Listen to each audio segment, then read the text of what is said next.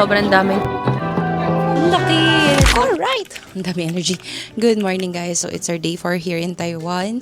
Nakaayos na kami and such, makeup. Nasa labas na din kami. Actually, nasa lobby kami ngayon. Kumuha lang kami ng snacks kasi meron silang mga free snacks here.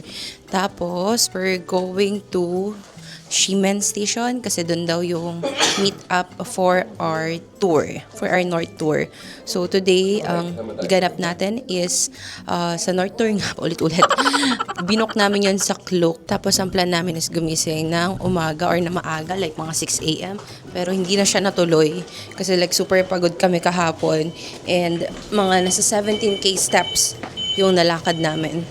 So, ngayon, naglalakad lang kami papunta doon sa station. Tapos dadaanan namin kung saan kami nag-breakfast kahapon. And magte-take out kami. Say hi!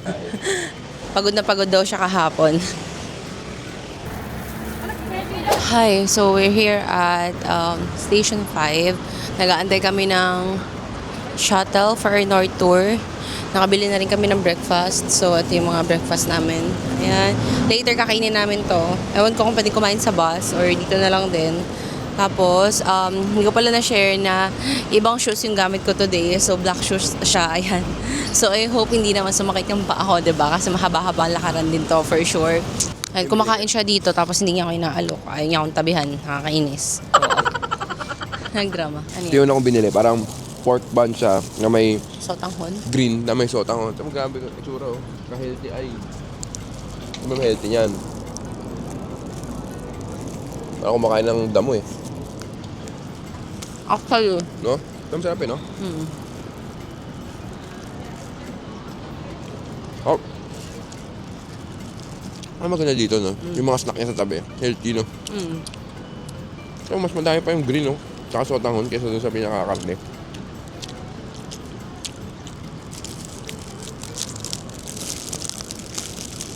Ano na? Ito na lang yan eh. Ay. Bakit? Ay? Wait lang. Ay, tsaka lang. Agad. Ilalaglag ko na nga lang. Sige lang. Sige. Ah. I'm always ready for you. Wow!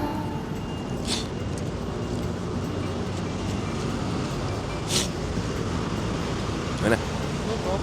11 a.m. kasi yung pick up. 10:55 na. Kaya na tayo kasi baka bawal kumain sa bus, di kaya? Meron na kaming ID. Kaya Sarap. natin yung pinakamahirap What do we have? kainin. Xiaolongbao. Xiaolongbao. Dali. Let's eat xiaolongbao. Let's go. Ito kasi madadali lang to eh. Pag magkakatabi tayo sa bus, makakain natin. Ito mahirap. Let's eat xiaolongbao. Xiaolongbao on a street. No? Sa street ng Taiwan.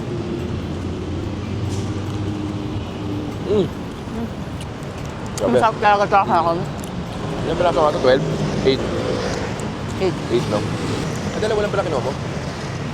Bakit? Ilma dapat. Kinocompute natin kanina, tapos ngayon lang pinansin. Ay, kala ko tatlo. One? Anong pangalan nito? Ano ito? It looks weird. Hindi ito. Hindi ko siya kinakain ng gano'n lang. Tingnan mo nito. Ano yung laman? Oo. Ano itong laman? Ito muna. Ito ba? Ano pa? Gusto ko yung rice kasi rice. Ang dami naming food. I'm so happy. So we have here rice. Yan nata yung ano, kaparehas ng order kong una. Na 150, pero doon 95 lang. Yeah, oo nga, actually. No? Kasi rice din yun eh. Let's try.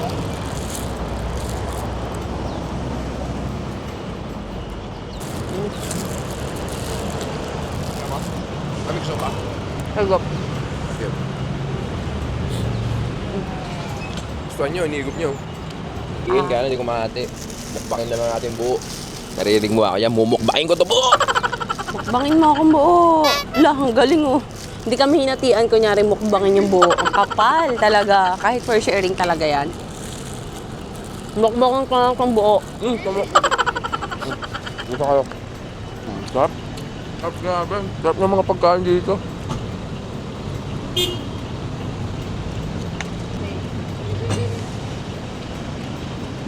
Sana may mahanap tayong milk tea mamaya.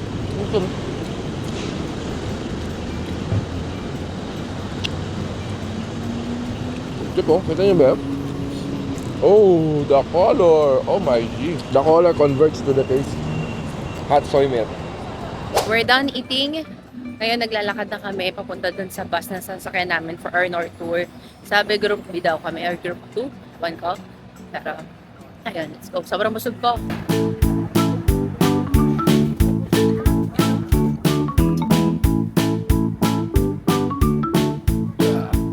So the tapioca is bigger. Bravo. Tapioca is smaller.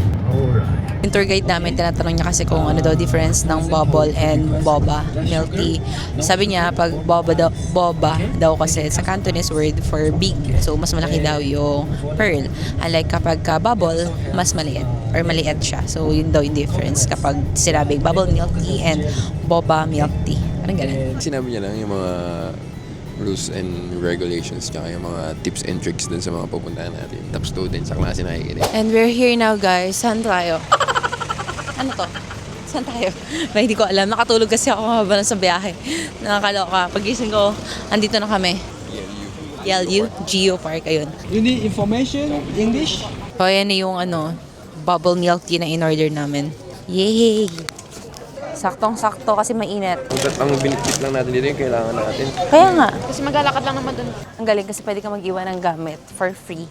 Basta kukunin mo siya up to or before 4 p.m. Ito yung milk tea or bubble milk tea namin. Let's try this. Sa'yo na ito nabuksan ko. Oh, okay. Hello. Grabe, ang sarap. Parang ano? Lasang Pinas. Milk tea na Pilipinas. Madalas kasi yung mga milk tea na try namin, like walang, or hindi siya matamis. This one, hindi siya OA. Yung tamis siguro mga 25% kapag bibili ka ng milk tea sa Pinas, mga ganun. Sarap, lambot ng bubble. Saya na siya kasi wala siyang bit-bit na bag. Ang bigat yung bag eh. Ang sito.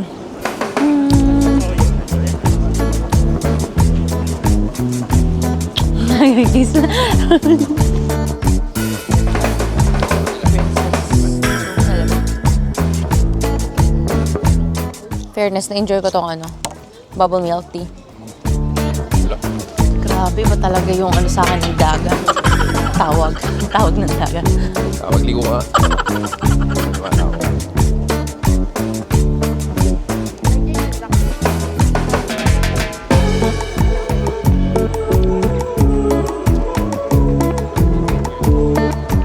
Pero ang maangas dito, ma-appreciate mo na siya man-made. Ang buo lang siya ba yan? Sobrang laki nito. Like, hindi mo siya pwedeng libutan ng yung given time, especially kapag naka-tour ka. So, yun. Kung ba't mo siya libutan ng lahat talaga. Then you go for, DIY na lang. Ang init, pero laban na laban tayo for the picture. Mga ate, mga kuya. Let's go. Pwede na pagka humahangin, malamig. Pero mainit, like, 12:50 p.m. Ang nice dito. Like, tipong gusto mo magmuni-muni sa buhay, ganun. Pag-isipan yung mga decision mo in life. And perfect ka pumunta dito. Kasi malawak na lakaran to, mahaba. Tapos may dagat, mahangin. Ang daming ganap. Grabe ang init, pero laban lang. Alam mo yun, pagalingan na lang talaga. Kapit na lang sa sunscreen. Wow, amazing. Grabe, ang ganda. The light was just YLU Park. Ayun guys, so we're now heading to Shifen Old Street. Yun yung may nagpapalipad daw na lantern. 1 hour lang pala yung allowed sa amin to stay there. Also dito sa YLU Park, 1 hour lang.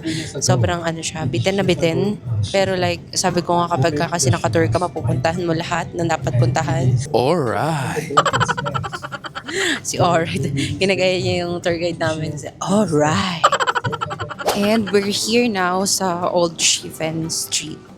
Ang init, ang daming tao. Nakakatawa. So magpapalipad kami ng lantern later. Dito rin namin ipipick up yung lunch namin. Ay, so wakas nakaihi din. Sa lahat ng CR na naihian ko, parang yun dito yung pinaka madumi. I mean, dito lang yung madumi. Kasi the rest, malinis talaga. Ooh, wow, food trip.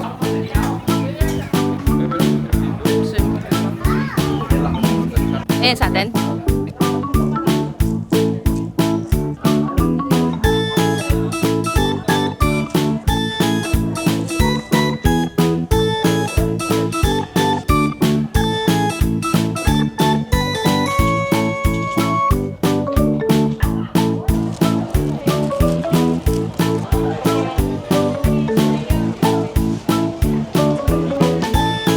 Nakapagpalipad na kami ng lantern, guys. Ito yung lantern namin.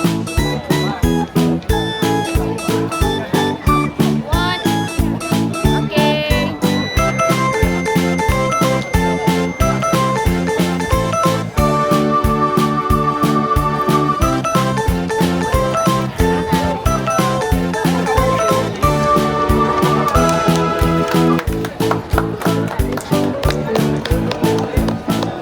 Ayun, solid magpalipad ng lantern. Ang saya.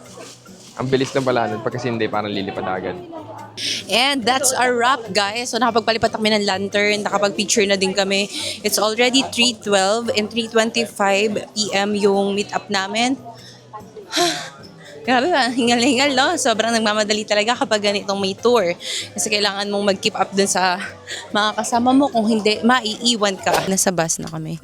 Dito na lang namin kakainin yung mga food na binili namin and yung lunch namin para hindi kami malate. What's this? Chicken? Beef. Beef.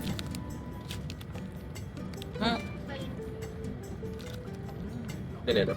Oh. Chicken.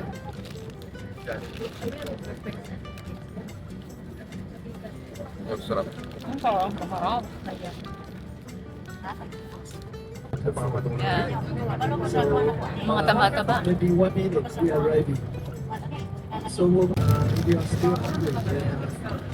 Alright, so nakababa na ulit kami kasi Ship and Waterfall naman yung next. Tapos malapit lang pala siya doon sa Ship and Old Street. So yung mga food na binili namin, nakala namin makakain namin ng matuwas ay nilunok namin ng mabilis. So yung hawak kami. Mga 50 minutes lang kami magstay dito. Carry lang naman pala. Hindi naman pala siya like sobrang ugang-ugang-uga. Oh my gosh, it's moving pa. Nagagalaw. Ang ganda. Kanya-kanyang paraan na lang paano ka makakapag-picture kasi madaming tao, guys. Kapagod. So, nandito na kami sa taas. Ito na, pasakay na kami sa bus.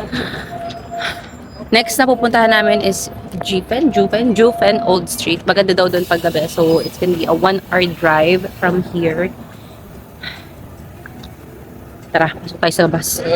Hey guys, so welcome to Jufen. Ang sarap ng tulog ko. Like, sobrang na-enjoy namin yung bus. Parang every tawag dito, travel namin going to one place. Going from one place to another, nakaka-sleep ako kasi meron siyang parang headrest talaga na super comfy. So, tulog ako going here. Dito na lang kami kakain kasi usually, ang plan namin is magkain or mag-dinner sa Sushiro ulit. Pero marami kasing kainan dito. So, dito na lang kami kakain.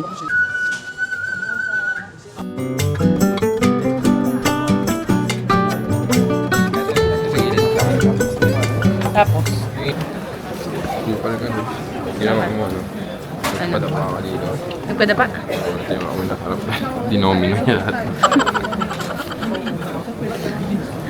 Narinig niyo ba yung sabi niya?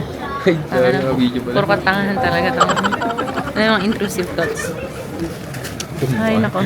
Tumbay siya, tumbay hanggang baba. Kasi siguro nagbigay niya 2 hours. Kasi... Masugal. Oh no, it's pababa pala.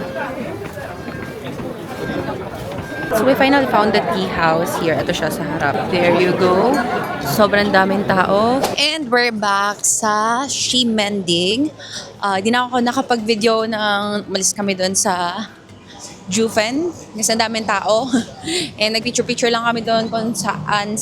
Kasi yung parang pinaka-spot doon kung saan ka mag-picture talaga. Yung sabi nilang parang maganda daw. Madaming tao, ang hirap, ang sakit sa ulo. So, doon na lang, kung saan na lang kami ng-picture. Maganda naman yung nakuha namin ng pictures. Mabilis na yung biyahe namin. Like, nakakatawa dito kasi walang traffic at all.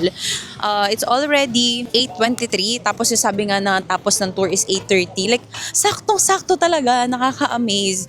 And ngayon, naglalakad na kami papuntang hotel kasi magkapalit ako ng shoes bago kami mag-dinner. So, ang sakit na talaga ng paa ko. Like, tinitiis ko na lang. Pero, ayun, for the aesthetic nga sabi ko, diba? Ito na din pala yung last night namin. Tomorrow, yung flight namin pabalik ng Manila.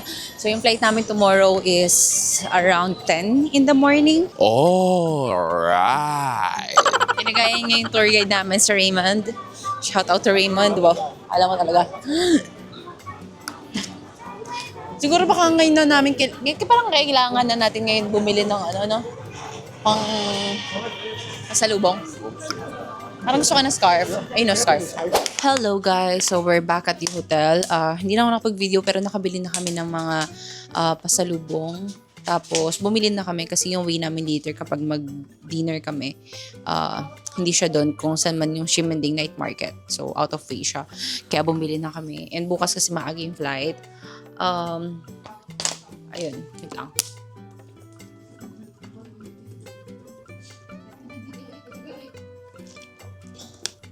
Nakaka-uhaw. Anyway, nag-request lang kami ng towels kasi nakalimutan namin magpa-makeup room. And since uwi na rin naman kami bukas, parang, di ba, useless naman na din. Nagpalit lang ako ng shoes. Ayan, kasi sugat na yung paa ko. Wait lang. Let's see. Ayan, my goodness. Namaltos na siya. But it's okay. Magchichinelas na lang ako later paglabas. Sa labas na kami naglalakad. Punta dun sa kakainan namin ng beef noodles. Yun, Fuhang daw yung name. May magiging green yan eh. Ang galing. Ayun na, green na. What's up mga fans? Hi guys, so ngayon tumatawid kami sa kalsada. Ayan, nakatawid na kami sa kalsada. Ba't hindi mo sabihin na yung asawa ko inaantay ko maipit ng elevator? Yung mga ganun. Tetrip ka. No, I'm not. Not. Tetrip ka talaga ako kaya ako naiirita kasi gusto niya ako maipit ng elevator. No! Tapos ako gusto yung maipit. No! Di kaya. Alam mo eh. Nalalagay ko doon. Ito daw yung underrated na beef noodles na kinakainan ng mga lokal here. Dito na yung food namin. So big. Kaya natin dito para di ako mahirapan. Ay, nahanap ko lasa eh. Alam mo yun? Lalakad na ulit kami kung saan man papunta. Maria, sarap ng food. Nakaka-enjoy. Like, babalikan siya. Tapos, ang mura niya lang rin. Good quality food. Tipid, tapos masarap. O, diba? We're back na sa room. Hindi na kami natuloy mag-ice cream. Bumili na lang kami ng mga kung ano sa 7-Eleven. And, yeah. Mag-ice na ako ng gamit kasi bukas maaga yung flight namin. 10:20 a.m. Siguro alis kami dito ng mga 7 sa hotel. Tapos, ayun. Bye-bye, Taiwan.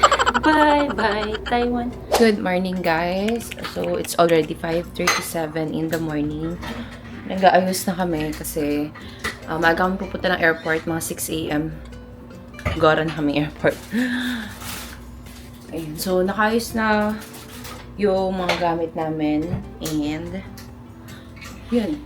Magbabay-bye Taiwan na kami. We're checking out. Lalo na natin itong door. Bababa muna kami sa may reception. And grab some coffee. I'll grab coffee. Lalakad na kami going to the station. Tapos, ayun, maglalungkot-lungkutan na lang kami kasi tapos na ang Taiwan trip. Just like that. Ang bilis kapag nasa trip ka talaga. Parang nagpa-fast forward yung oras. I mean, kasi nag-enjoy ka, ganyan. Mapunta na kami sa may boarding gate. Hindi namin kasama si Carlson kasi naiwan siya dun sa may baggage drop. Sobrang haba kasi ng pila kanina, tapos feeling namin hindi na siya aabot. So, para hindi kami like mag-re-rebook ng 3, nauna na kaming 2 ni Jace. Pero ngayon, okay naman na daw. Na papunta na rin siya dito. So, yun lang. Worth sharing lang to para kasama siya sa vlog. Hindi namin siya makakalimutan. Nasa plane na kami going back to Manila. Tapos na yung Taiwan trip namin. Oh, alright. Alright. Alright. Alright. So, yun. Nakahabol naman siya sa sa plane. Hindi kami na late. Ayun lang, guys. Thank you so much for watching. Kaya naman kami manood nito. So, ayun lang. Hi, Carlson. Hi, Ash. Hi, Kaylen. Batiin natin yung sarili natin kasi tayo lang manonood nito pa ulit-ulit. Tim, makikita na to sa TV pa ulit. Kaya manayang views. Let's go. Let's go! Panoorin ka ni Kaylin to kahit wala siya. Siguro. Natatawa lang siya sa sarili niya. Parang ikaw. Magkanyari, mapanoorin mo, tinitignan mo lang ikaw. Tapos pagkit ka na lang ako, ay, nakatingin ako sa sarili ko. Sige, ngayon natin malaman pag pinlay mo ba ito kung manonood ba siya o hindi. Alright. Alright. Okay, dokie. So, thank you, Taiwan. See you on our next travel vlog. Kailan yun? Kailan? Huwag na lang sabihin. Ooh, isa tayo punta next. Huwag na lang sabihin. Ooh, surprise! See ya! Alright!